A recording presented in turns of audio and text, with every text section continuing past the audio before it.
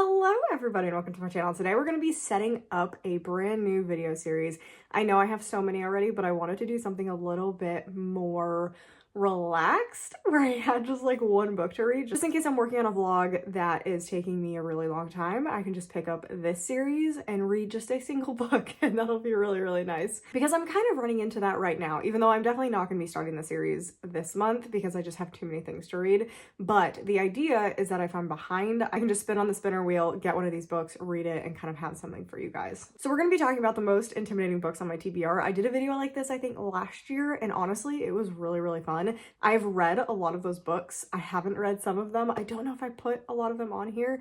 I also purposefully am excluding House of Leaves because I will be reading it around October and I'm doing a whole big thing for that. So I'm going to probably do a whiteboard video for House of Leaves, which would be actually crazy. That is kind of the plan, and that is why House of Leaves is not included on here, but everything else that I kind of was like, obviously there's some stuff upstairs because I'm still working on my library. If you didn't know, I have a ongoing project of working on my library upstairs because we have one room, it's a spare room that is upstairs in our new house, and that is where my library is going to be. But there are tons of books up there that are just in boxes still, and it's way too hard to sift through them. So I'm sure there's a couple upstairs, but generally everything down here or accessible on the stairs I have included in this video. So let's talk about them. I think I have 15 and the spinner wheel is 14. So after our first one, we'll just add whatever onto that one. But let's talk about the most intimidating books on my TBR. And obviously not all of these, but most of them are chunky. Not all of them are chunky. It's kind of just a vibe that I get from them. And it's just, there's a reason I haven't picked them up. And some of them are older. So let's talk about the very first one. And obviously I feel like this one is intimidating for so many people, but it is Elantris. I just got this because I found out that most people actually think you should read Elantris first instead of Mistborn, which I already have. So this and Mistborn, pretty much the whole series. And I also have Wave Kings, but I kind of chose Elantris as like the placeholder for all of Brandon Sanderson's books. So yeah, intimidating because it's Brandon Sanderson. And like the Cosmere is just such an expansive world that this book so very much intimidates me. And I am so scared that I won't like it. But like, I feel like I cannot DNF this. Like I can't, I'm not allowed to.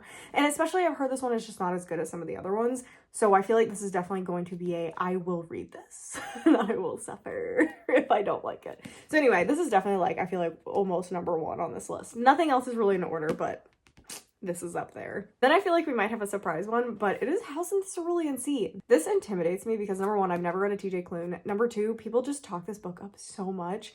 And generally when that happens, I don't like the book. So there's a reason I've been putting this one off. And it just intimidates me so much. Like every time I go to pick this up, I'm just like, no, I'm too scared. Like, what if I don't like this? Like, I feel like it would be a disaster of me to not like this. So this is definitely on here. This is literally just on here because it is so big. The Bright Sword is massive. I had no idea it was this big. And it's also like a King Arthur retelling-esque type of thing. And those always intimidate me just because retellings are not my forte. I tend to not enjoy them as much. But when I do, I have a really good time. So The Bright Sword, huge, massive book. I don't know why books have to be this long, which is funny because I actually love long books. It is 650 pages. I actually thought it was gonna be 800, so I guess it's a little better, but that's still a very chunky book. But I actually love reading big books because they're so expansive and normally they're actually really good. But when you see them, they scare me. I feel like this should come as no surprise. It is Funny Story, and this is on here for two reasons. So originally it was because I hadn't read an Emily Henry and because this one is talked up so much. But now that I've read Book Lovers, it's on here because I've read an Emily Henry and I didn't like the Emily Henry book that I read. So that makes this so intimidating because I have such high expectations for this book that, and again, it's the same thing with House of the Cerulean Sea. I feel like I should love this and I am so nervous that I'm not going to like this. So this book intimidates the hell out of me. This is a placeholder for the entire series, An Ember in the Ashes. I'm so scared of not liking this one either.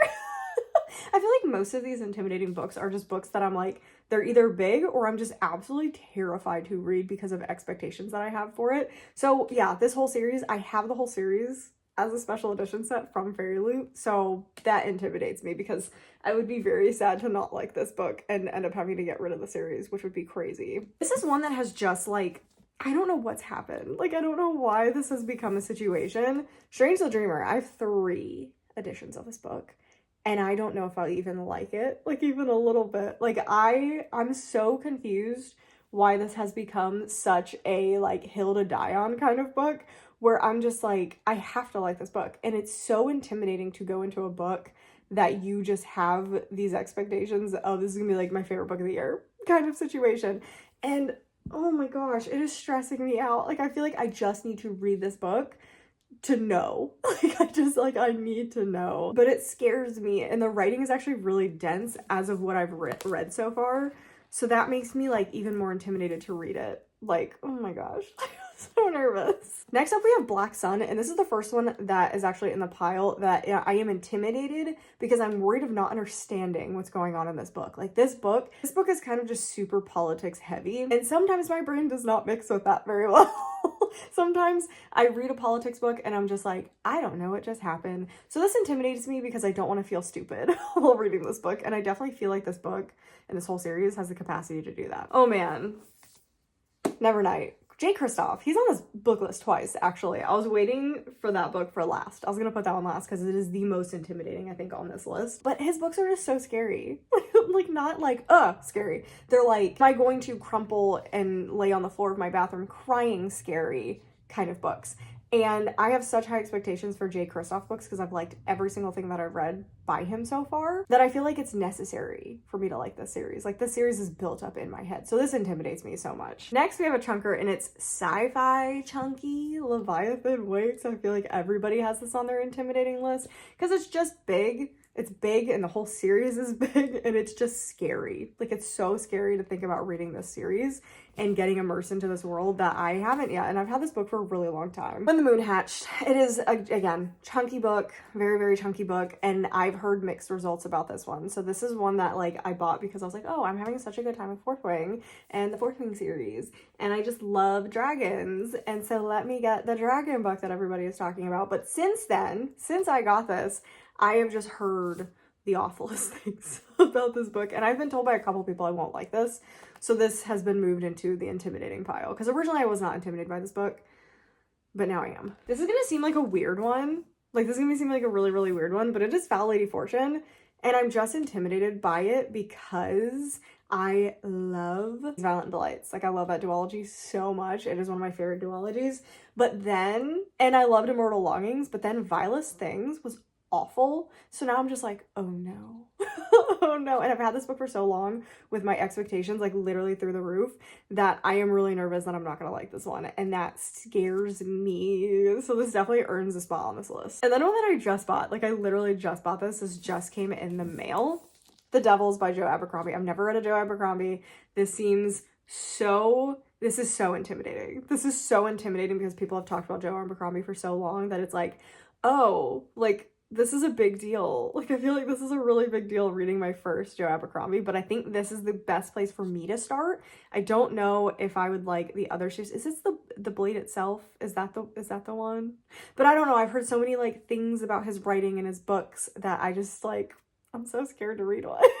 And we have one that is just so far outside my comfort zone, and it is As Long as the Lemon Trees Grow. It's a beautiful book, but it's definitely historical fiction, and it's going to be intense and sad, and it's probably going to be very moving, and I'm probably going to love it. Maybe. The historical fiction's making me a little bit nervous, but I love stories about people, and I feel like I could really, really like this, but I'm so scared of not liking this because of how much hype this has and how far outside my comfort zone it is. So this one is probably one of my most intimidating books on my TBR just because I've had it for so long, and I'm like just terrified to read it. Like, I'm really terrified to read it. And then second to last, we have The Will of the Many. Are you surprised? Like, I feel like this has to be on this list because I feel like it's huge. It's a heavy politics system book, and everybody is obsessed with it. So I feel like if I don't like this, I'm missing something. Like, something has not worked in my brain while I read this book. So obviously, intimidating book. And then the number one most intimidating book on my TBR right now, minus House of Leaves, minus House of Leaves. Have that caveat on there. Empire of the Damned. I gave the first book originally a 4.5, but I switched it to a 5-star. That book is a 5-star. It is a masterpiece. It is, I can't even describe what that book is. It is glorious. It is the most intense reading experience I think I've ever had of a book, and it is horrifically depressing. Like, oh my gosh, I think it is the saddest book I've ever read because of things that happen in it. And so I am terrified to read the second book. And I can tell you almost everything that happened in that first book. That's how much it's stuck in my brain. And I am so scared that this book is going to leave me shattered. Absolutely shattered. And I also was waiting a little bit for the next book to come out, like to at least get like a release time. And I think he just released at least the cover of it. But yeah, like I said, another J. Kristoff on here. This man just knows how to reduce me to tears in his books. And I don't like that. I am not a fan of that. So anyway, this is the most intimidating book, and I really hope it's not the first one that we spin in the first episode. So like I said, I am not spinning for it today, but I will be starting that series probably in June or July. I'm really excited about it. I'm excited to get through some of these chunky books. These may change as we go on because I could read them for other videos, etc. So some of these might change, but I also wanted to just do a most intimidating books on my list, so you can just keep that separately. And this little back half of the video where I show you the spinner wheel, like, really won't matter too much if you're not going to continue with the series. So it's kind of like a 2-for-1 video of creating a book vlogging series and just here's the most intimidating books on my bookshelf. So I had fun with that. Okay, we are back and I have done the spinner wheel and I want to spin it so bad. Like, I want to spin it to know what we're reading, but this is not the point of this video. I have too much to read this month already. I did leave off Nevernight because we already had a J. Kristoff. So after the first video, we will add Nevernight onto this list, and I'm sure I can find some other ones. Like, I'm literally looking at some. We can find some more intimidating books. Or I'll just start, you know what? I might start double listing them on here.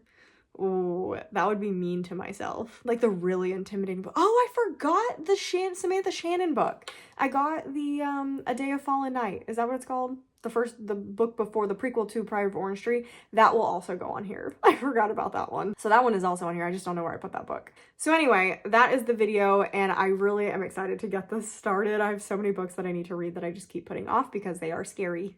They are very scary. I think this series is actually gonna be really, really good. So yeah, I hope you guys enjoyed the video. Definitely let me know down below what your most intimidating books on your TBR are and why they are, because there are many different reasons why a book can be intimidating. And yeah, make sure to subscribe so you don't miss any future content. And you don't miss this series. You do not want to miss this series. It's gonna be so much fun. They are gonna be spoiler-free reviews unless I feel necessary otherwise, but I will always put that in a video if it's spoilers or not. But there will always at least be a spoiler-free section in each of these videos. But yeah, I hope you guys enjoyed the video, and I'll see you guys in the next one.